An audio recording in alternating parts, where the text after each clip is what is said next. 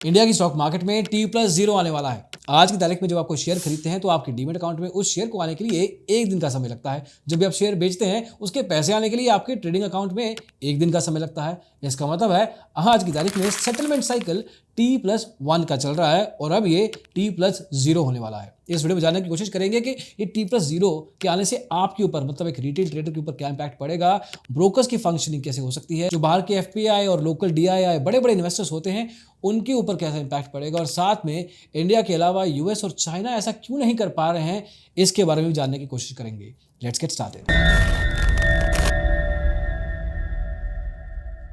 India की stock market में 1992 से पहले सेटलमेंट साइकिल T+14 डेज हुआ करता था। मतलब अगर आज शेयर खरीदते हो तो 14 ट्रेडिंग सेशंस के बाद आपके डीमेट अकाउंट में शेयर दिखेंगे। फिर हर्षद मेहता स्कैम होता है, सेटलमेंट साइकिल को T+14 की बजाय T+7 कर दिया जाता है। दिसंबर 2001 में T+5, अप्रैल 2002 में T+3, अप्रैल 2003 में T+2 और अभी जनवरी 2023 को इसको T+1 भी कर दिया गया। जब ये T+1 हुआ था उस समय भी हमने एक वीडियो बनाया था और we wanted to inform you, और आज भी वही कर रहे हैं जब T+0 की तरफ हम खड़े हैं। और इंटरेस्टिंग बात यह है कि यूके, यूएस, कनाडा की स्टॉक मार्केट में आज भी T+2 ही है।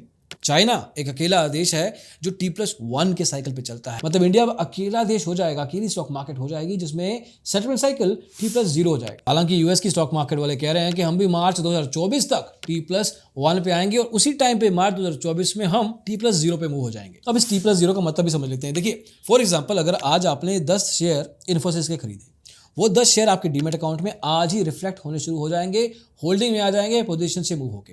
एट द सेम टाइम अगर आप 10 शेयर इन्फोसिस के बेचते हैं तो उस केस में भी जितनी वैल्यू के आप बेचेंगे वो पैसा रिफ्लेक्ट आपका सेम डे होने लग जाएगा, जो कि आज की तारीख में एक ट्रेडिंग सेशन छोड़ के होता है।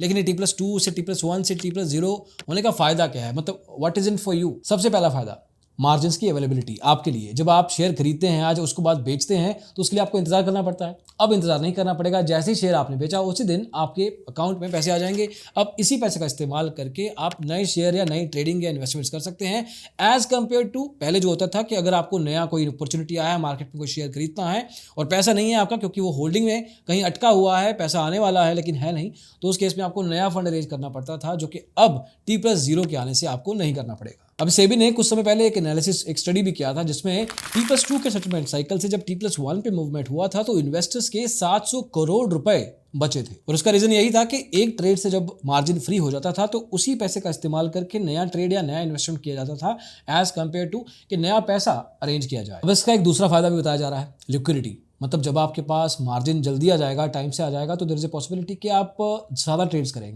ज़्यादा करेंगे या मार्केट में लिक्विडिटी, कैश ज़्यादा बढ़ जाएगा।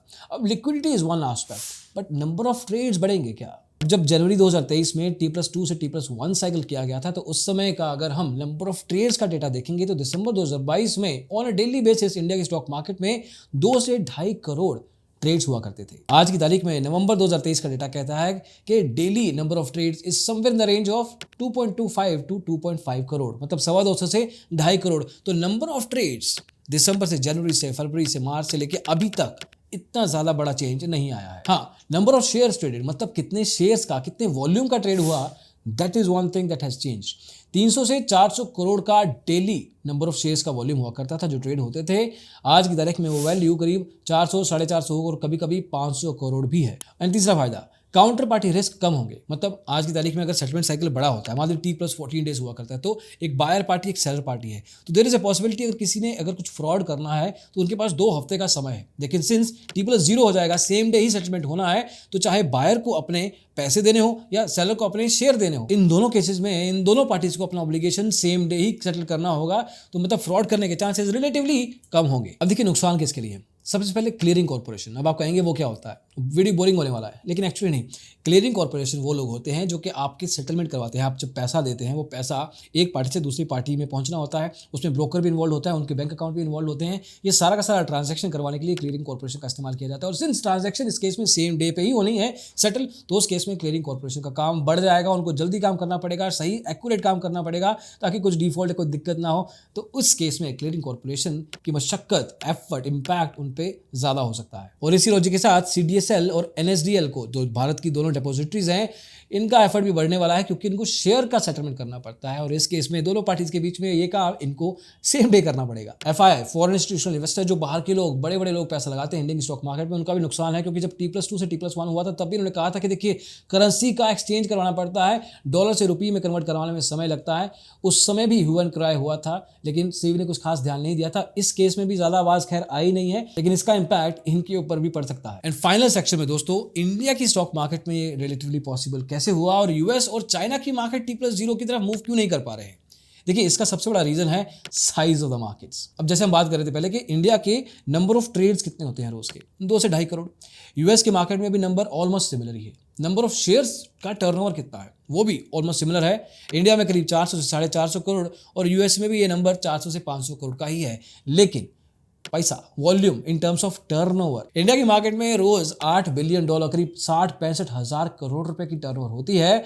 चाइना की मार्केट में करीब $50 बिलियन की और यूएस की मार्केट में ये नंबर करीब 200 से 250 बिलियन है। तो इंडिया की मार्केट से करीब 30 गुना ज्यादा बड़ा मार्केट है। अब यूएस की स्टॉक मार्केट में सिर्फ यूएस के सिटीजन ही ट्रेड नहीं करते, मतलब बाहर के देशों के, मतलब फॉर एग्जांपल इंडिया के ट्रेडर्स और इन्वेस्टर्स भी इन्वेस्ट कर सकते हैं और भी देशों के कर सकते हैं। That's one reason. और जैसे कि आपको बताया कि इंडिया की मार्केट के कंपैरिजन में यूएस की मार्केट ऑलरेडी बहुत बड़ी है, तो उसको ट्रांजिट करना, एक बड़े हाथी को हिलाना is very very difficult as compare to a छोटा, रिलेटिवली छोटा हाथी। तो इन दिस केस यूएस जैसा बड़ा हाथी अगर T+2 से T+1 की तरफ 2024 में मार्च मूव करेगा तो T+1 से T+0 वाले में भी उनको 1-1.5 साल लगता है। लेकिन इंडिया की स्टॉक मार्केट के लिए एक वेलकम मूव है, मतलब T+0 पे आ गए हैं। इसके बाद एक इंस्टेंट सेटलमेंट भी हो सकती है, मतलब जैसे हम पिज़्ज़ा खाते हैं कि आधा घंटा नहीं तो फ्री, तो इस केस में इंस्टेंटली अक्टूबर 2024 तक, जो अभी र्यूमर्स हैं लेकिन शायद there is a possibility of that happening, कि अक्टूबर 2024 तक आप जैसे ही खरीदेंगे तभी के तभी आपके डीमैट अकाउंट में शेयर आ जाएंगे, जैसे ही बेचेंगे आपके ट्रेडिंग अकाउंट में तभी के तभी पैसे आ जाएंगे। लेकिन अभी ये सिर्फ प्लानिंग स्टेज में है, बट जैसे ही एग्जीक्यूशन स्टेज में जाएगा हम आपको बताएंगे।